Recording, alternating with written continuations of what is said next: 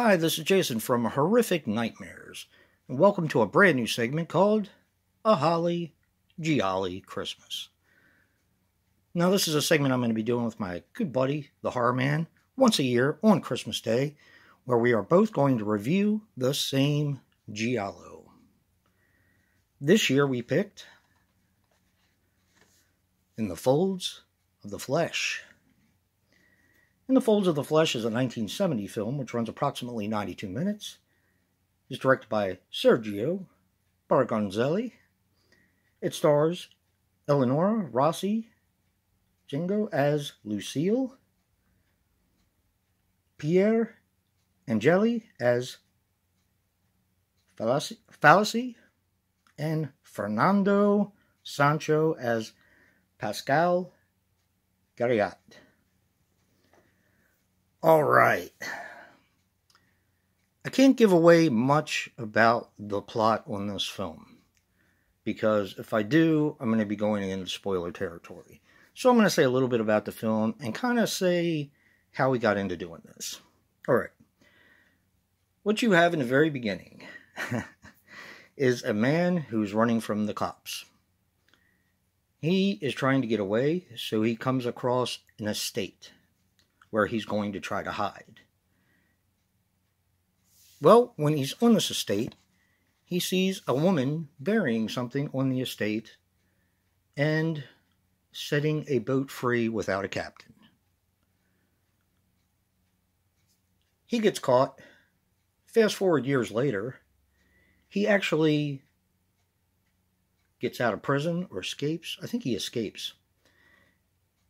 And the people at this estate have now grown up, and people are getting picked off one by one on their estate for various reasons that I can't get into.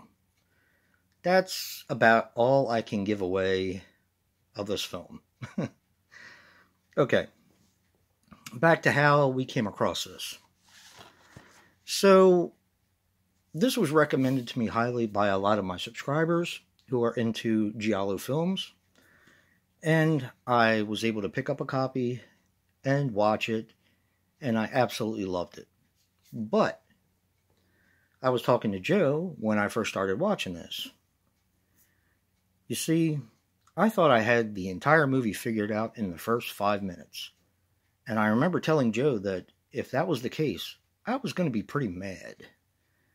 Because normally, when you watch Gialli, they go about their business, and then you get this big explanation at the end.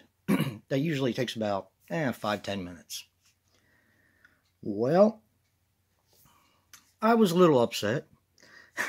And I told him, I said, I think I figured this one out, because I do watch a lot of Giallo films. So I told him, I think I got this film figured out in the first 5 minutes, and if that's the case, I'm going to feel like I wasted my time. Well, for a majority of this film, you feel like you do have it figured out. And boy, did they pull the rug out from you at the end. Let me just say that all Gialli require an explanation. There's cause and effect, and sometimes the effect or the cause isn't apparent to you until you hear the explanation. And like I said, when you watch these films, usually the last 5-10 minutes are explanations of what has transpired.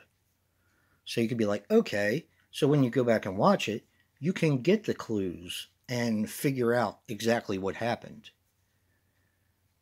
Well, in this film, this was the longest explanation that I have ever heard in my life.